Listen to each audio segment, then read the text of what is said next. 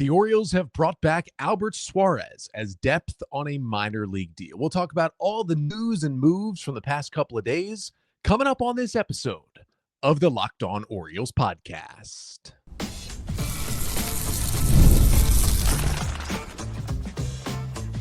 You are Locked On Orioles, your daily Baltimore Orioles podcast. Part of the Locked On Podcast Network, your team every day.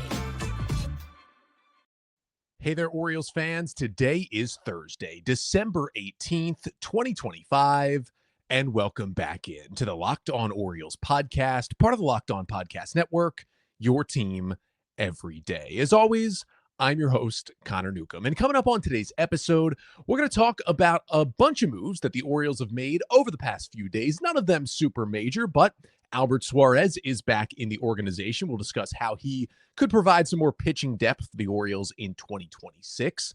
We'll talk about a slew of minor league signings and waiver claims and all that good stuff that happened over the past week. And then we'll chat a bit about the Orioles bullpen. A lot of relievers have signed this week in Major League Baseball. A lot of guys on shorter deals, but a lot of guys who I thought the Orioles would target.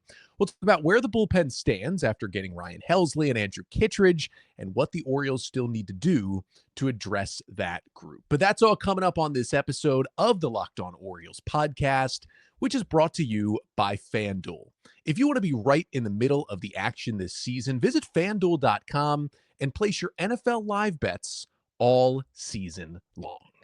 So let's start today's episode with Albert Suarez, as it was, I believe, reported somewhat by Andy Kuska yesterday, but also announced by the Orioles that the O's have re-signed Albert Suarez, their veteran right-handed pitcher, to a minor league deal with an invite to big league spring training. Now, we all know Suarez well. Orioles signed him to a minor league deal coming over from the KBO. He had pitched in Japan and Korea after being in the big leagues with the Giants all the way back in 2017. O's brought him back from Asia on a minor league deal right at the end of 2023.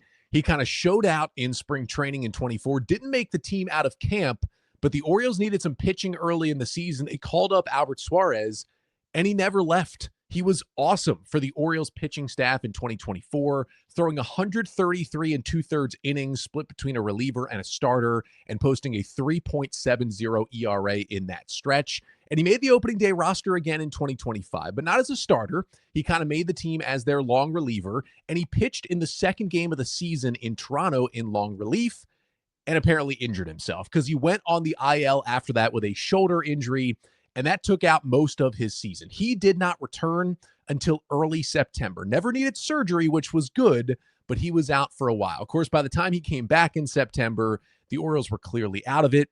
He pitched in 4 games in relief and looked pretty good. And at the end of the day, he did have a 2.31 ERA in the 11 and two-thirds big league innings he threw this season, but he went back on the injured list again. 2 weeks after returning, he was on the IL with right elbow discomfort that ended his 2025 season. Now, the testing was positive. It showed that Suarez did not need Tommy John surgery on that elbow, and he is already throwing again this offseason, which is a good sign for his health moving forward. But the Orioles still decided to non-tender him at that deadline in November. MLB trade rumors projected he would make around $900,000 in arbitration for 2026, which is very cheap for an ARB-eligible player. But the Orioles decided, instead of guaranteeing him, close to $1 million and guaranteeing him a 40-man roster spot without having any minor league options left, they non-tendered him, sending him into free agency. But when I talked about that move about a month or so ago, I figured that it was because, A, the Orioles were worried about the injury and the age. He's going to be 36 years old with multiple arm injuries this season. That's something to worry about. But I also predicted the O's would at least try to bring Suarez back on a minor league deal, and that is exactly what they did. Now, I personally am not going to expect a lot from a 36-year-old Albert Suarez who's coming off multiple injuries in 2026, but it is certainly nice to have the cheap depth. And having him here on a minor league deal means that you don't have to put him on the opening day roster. You don't have to give him a 40-man roster spot.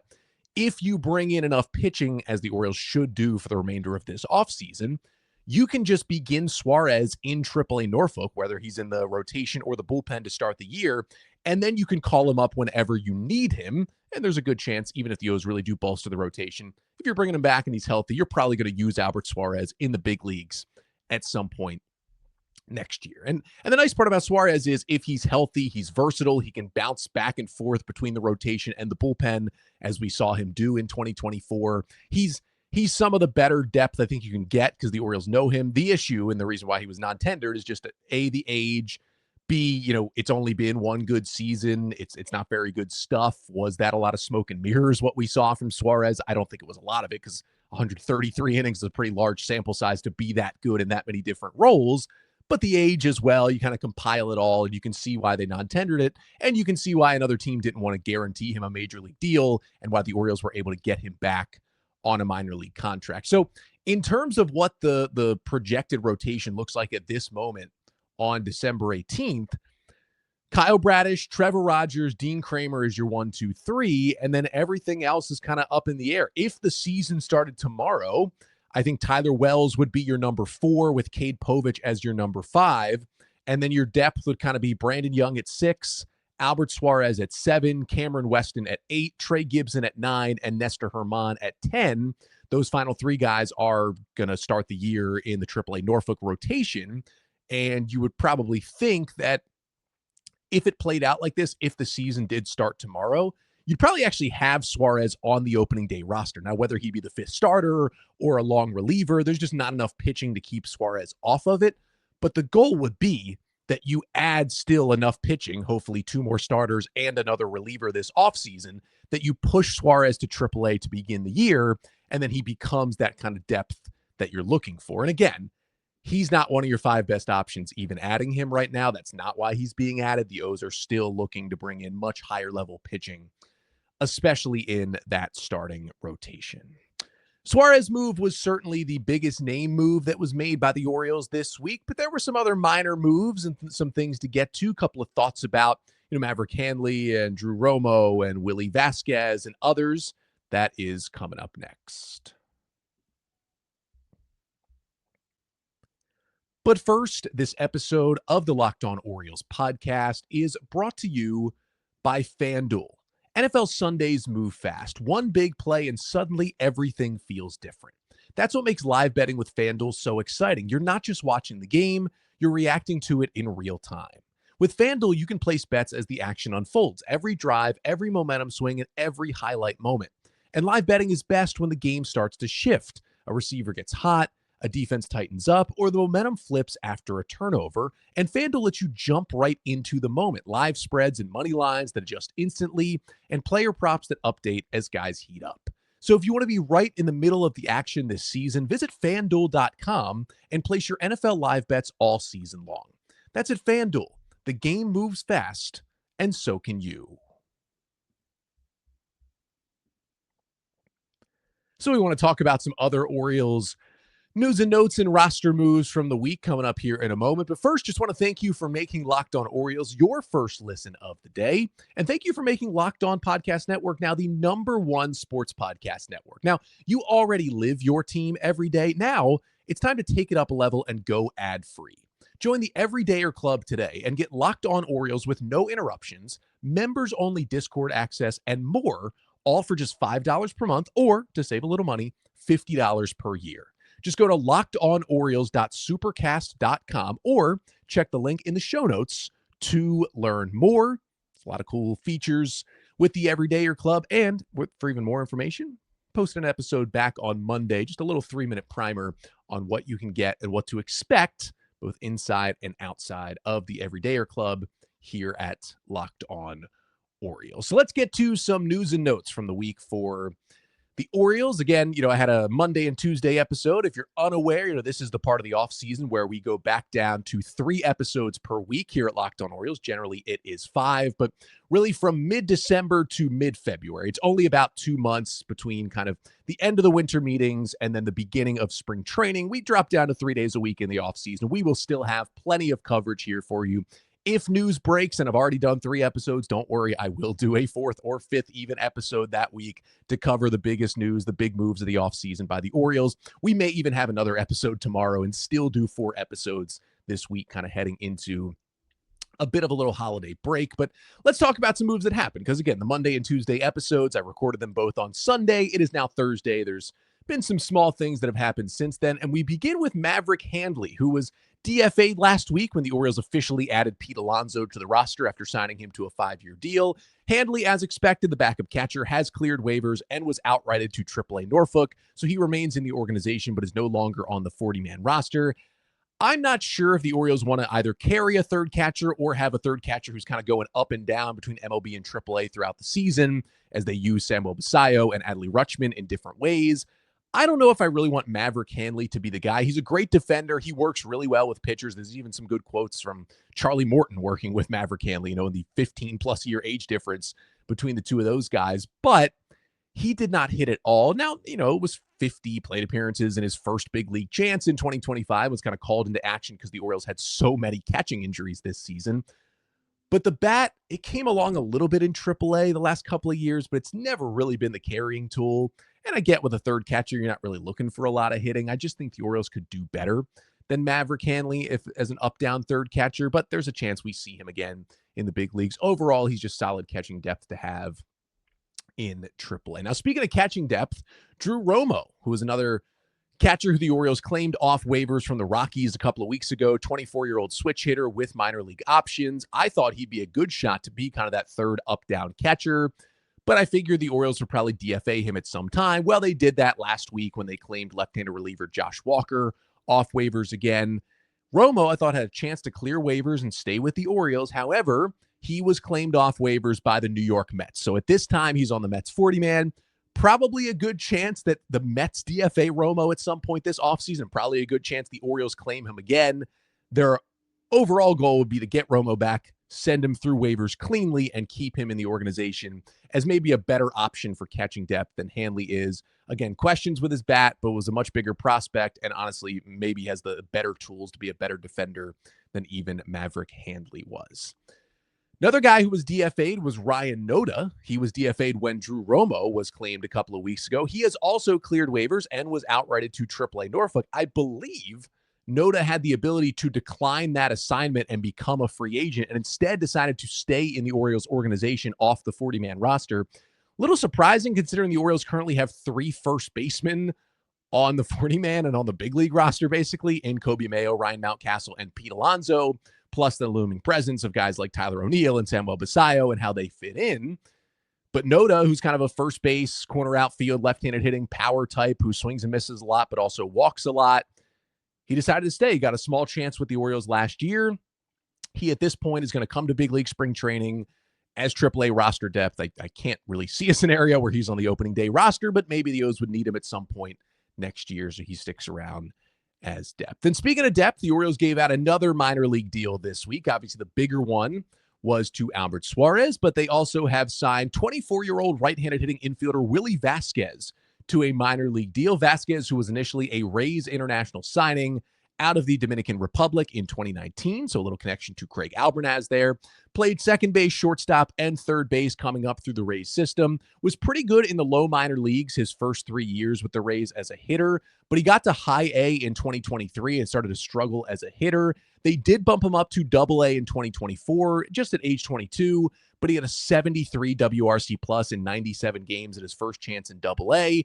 So at 23, the Rays sent him back to double A in 2025, and he was better. He was about a league average hitter, but he only played 44 games. He had multiple injury issues this year that forced him to miss a lot of time, and he ended up electing minor league free agency after this season, so he was free to sign with anyone, and the Orioles scooped him up. Now, he at one point was a prospect. Most recently was the 27th ranked prospect in the Rays system over at FanGraphs in the 2024 rankings, though he was not ranked in the 2025 list. Eric Longenhagen over at FanGraphs kind of worried about the plate discipline and his bat path, but talks about how he has some really good bat speed, and he does seem to have some real raw power in his bat from the right side. He's a good defender in the infield at all 3 of those positions, but Longenhagen always projected him to move to the outfield, and the Rays actually finally did that in 2025. He still played some third base, but played most of his time when he was healthy out in right field in double A in 25, so now has added even more versatility defensively. He's another interesting guy, one of those guys. He was born in the Dominican Republic, moved to New Jersey at age 10, but then went back to the DR during high school to avoid going in the MLB draft and instead becoming eligible to be an international amateur free agent, which allows you to pick your team and potentially make even more money than you would have in the draft. I watched a little bit of video of Vasquez. Similar kind of player actually to Jeremiah Jackson, and also a similar kind of outlook, right? A guy who was a prospect at one point, kind of stalling out in Double-A, mostly been an infielder, but is now trying out the outfield, right-handed hitter, some flaws with the swing, but can definitely do damage. And the Orioles signed him to a minor league deal. Worked out, at least so far, really, really well with Jeremiah Jackson last year. I know the Orioles hope the same thing can happen with Willy Vasquez this year. I would guess he probably begins the year in Double-A Chesapeake, but like Jackson did, is shortly in Triple-A as infield depth. And then Vasquez's career kind of goes from there. And hopefully there's some swing tweaks the Orioles see where they can unlock some of that power that he showed early in his minor league career. And then final piece of minor league roster news is that Peter Van Loon has retired, according to the minor league transactions page. Van Loon, who is a 26-year-old right-handed pitcher, he will turn 27 in February. He was an Orioles 16th round pick out of UC Irvine back in 2021. He finished 2024 as a starter with really, really good Double-A numbers when he got there to Bowie, had a 2.66 ERA and a 31% strikeout rate in 11 starts with the Bay Sox. Everything was looking good, but the Orioles decided to move him to the bullpen, and some of this was because of some injury issues in 2025, and he pitched there too, and it pitched really well too in Double-A in the bullpen. 43 innings, had a 3.38 ERA with a 27% strikeout rate and a 9% walk rate. And so the Orioles did give him a couple of chances in Triple-A out of the bullpen this year. That did not go well. 6 appearances, 10 and a third innings, 12 runs, 11 Ks, 8 walks, and 5 homers as a reliever for the Tides. Fastball at 92 with a curveball, slider, and changeup to go with it. Again, there were some injuries throughout the years, including missing some time in 2025. We don't really know the reasoning yet, but the transaction log saying Peter Van Loon has retired from Major League Baseball. Of course, we wish him all the best moving forward in whatever is next for Peter, and thank him for his time in the Orioles organization. That'll do it for the O's specific news and notes, but there were a lot of bullpen-related signings that happened across Major League Baseball this week. Let's talk about what the O's should do with their bullpen, if there's any players that are gone now that they should have gotten, and what they still need in that relief corps heading into 2026.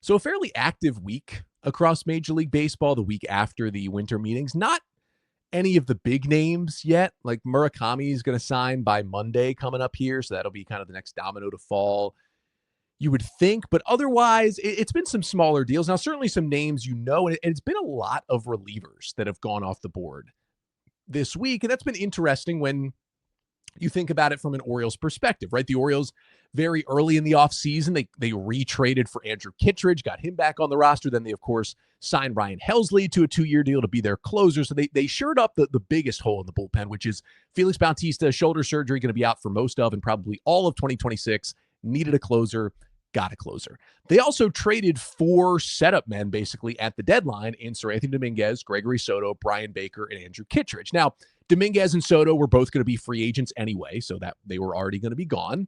Kittredge had a team option, so he could have been a free agent no matter what.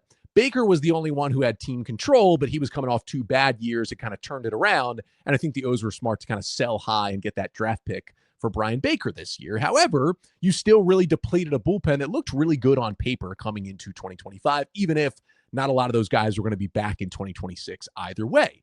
And so the Orioles have kind of gotten Kittredge back. That's a good setup guy. They filled in the closer. But when you look at the bullpen, it feels like they could probably use one more arm. And I did some of my free agent wish list episodes earlier this offseason, breaking down some of the best relievers that were out there, some of the ones I wanted the Orioles to sign. And a lot of those guys went off the board this week. Tyler Rogers went to the Blue Jays on a 3-year, $37 million deal. He was number 1 on my righty reliever kind of non-closer wish list. I know he's in his mid-30s, and the 3-year deal is kind of crazy for a mid-30s reliever, but he throws submarine. He only throws 84 already. I don't think the age really matters for Rogers. He keeps getting outs. He's maybe the only non-closer out there I would have given a 3-year contract to. I was pretty upset. I won't lie when I learned Tyler Rogers was going to the Blue Jays, especially because the O's will have to face him a lot. He was my number 1. My number 2 on that same list also just signed. Brad Keller got a 2-year, $22 million deal from the Phillies, was kind of a bad starter for a while, then had a huge breakout with the Cubs as a reliever this year. I would have paid that 2-year, $22 million, but there's always the chance the Orioles don't see that breakout as sustainable for him. And then Luke Weaver, he was number 5 on my list. He also got 2 years and $22 million, but from the Mets. He was the closer for the Yankees for a little bit, converted starter, then was more of a setup man, but he was really bad down the stretch for the Yankees, kind of was almost outside of their bullpen circle of trust as they entered the postseason. He was number 5 on my list because he's been good enough the past couple of years, but I wasn't in love with Luke Weaver, so I'm not mad the Orioles didn't go get him. And then number 4 on that list was Kyle Finnegan, who re-signed with the Tigers for 2 years and $19 million. He was just kind of an okay closer with the Nats, but was traded to the Tigers at the deadline, and they kind of upped his splitter usage. He found a new gear. He looked a lot better, which made me a lot more interested in him, but apparently he loved that time in Detroit. They loved him back, and they brought him back on a contract. So the only 2 guys left on that righty kind of, high leverage reliever wish list is 2 old friends, Seranthony Dominguez, who I ranked number 3, and Hunter Harvey, who I ranked number 6. But to be honest, I felt those were the 2 maybe least likely guys of the 6 the Orioles would actually go after just because of the history with those 2 guys. But they already went back and got Kittredge again, so why wouldn't they go back and get Dominguez or Harvey again? You could argue that with Kittredge and Helsley in the mold and some of the guys who came up last year, they may not need another right-hander. Like I had Mark Leiter Jr. I also did a list of like under the radar free agent relievers. Mark Leiter Jr. was number 1. He got 1 year, $3 million to sign with the A's. I thought he'd get a little more money than that, but I don't know if they're going to go for any of these other under the radar guys I had on the list, but it still feels like when you look at the bullpen, they could use a lefty, right? Like if you're looking at the bullpen right now, your closer is Ryan Helsley and your top high leverage guy is Andrew Kittredge. And then if you projected the bullpen right now, I'd say there's kind of 6 middle relief types who at their peak could absolutely be high leverage guys, but you also have questions about, right? It's Yennier Cano coming off a bad season. It's Keegan Aiken coming off a bad season. It's Cade Stroud, who was really good, but in his first test in the big leagues. It's Rico Garcia, a journeyman who kind of found something last year, but you never really know. It's Dietrich Enns, who was really good for the O's. They kind of restructured his contract, but he is going to be like 35. And then it's Grant Wolfram, who has great stuff from the left side, but was very up and down, debuting with the Orioles after they got him in a trade last season. There is questions. I think you can fully count on Ryan Helsley and Andrew Kittredge, but there is questions about the other 6 guys. Now, other things are going to happen there, right? Albert Suarez is back. He could absolutely replace one of those guys and be more of a long relief type in the bullpen. You would hope that the Orioles would sign at the very minimum 1 more starter, and the expectation from me is that they're going to add 2 more starting pitchers. So if they do that, you look into the rotation, Tyler Wells easily becomes a reliever. And I think from what we've seen already from Tyler Wells, I mean, he's been a closer in 2 different seasons for the Orioles. He can absolutely be added to the list as a high leverage guy, maybe a multi-inning guy. He helps your bullpen tremendously if you add to the rotation. So that makes it a little bit better. And then you could always make an argument that if you want to add another lefty and have a guy who could go multiple innings, if you add 2 starters, you could just take Cade Povich, and instead of having him begin the year back in Norfolk after so much time in the big leagues the last 2 years, he could just be a reliever for you. And I think some of his stuff could play up, and he could be a good relief pitcher where he's been a very up and down starting pitcher over the past 2 seasons. So if you add in Tyler Wells and Cade Povich, and you take out maybe Grant Wolfram and, Yennier Cano or Cade Stroud or Keegan Aiken or whomever, your bullpen immediately gets better at that point. But I still think, even if it is Povich, right, I don't see a high leverage lefty in there. And I think it's good to have a high leverage lefty, whether it's been Cionel Perez or Danny Coulomb or Gregory Soto over the past few years. It's always not just good to have solid lefties, but a lefty who you feel like you could put in the 8th or 9th inning and still feel comfortable about that guy getting lefties and righties out. For me, the O's don't have that. Even if they, put Povich in the bullpen, he's not going to be that. I don't think Aiken, Enns, or Wolfram, even though Enns did it some last year, I don't see them being those guys. I think the O's need to add a lefty. Now, when you look at my lefty reliever wish list, some of those guys came off the board this year too. Gregory Soto was my number 1, but he signed a 1-year, $8 million deal with the Pirates. Caleb Thielbar was my number 2. He signed for 1 year, about $5 million to go back to the Cubs. And Drew Pomerantz, who was number 5 on my list, just got a 1-year, $2 million deal with the Angels. So 3 guys on my list are still left. Justin Wilson at number 3, Sean Newcomb at number 4, and then our old friend Danny Coulomb at number 6 on my list. There were also a couple of other guys like Hobie Milner and Steven Matz who I would have accepted, who have also signed free agent deals. Matz with the Rays And where did Milner go? I think to the Cubs, I believe. But either way, I think the O's need a lefty. Now, if you're going straight up by my list, Wilson and Coulomb probably fit better in the high leverage situation. Newcomb's more of a more versatile guy, no relation that you could add to the bullpen, but I think would certainly make the team better if they signed him, but they probably missed out on the best lefties. You never know. There could be a trade coming. Right? We've already seen that. Like Jose Ferrer, the Mariners got in a trade. Angel Zerpa, the Brewers just got in a trade. Those are two like high stuff, potential high leverage lefty relievers that have been moved outside of free agency. So that's a possibility. You get one in a package with a starter that you make in a trade too. Like maybe Ryan Mountcastle and something else could get you an interesting lefty reliever.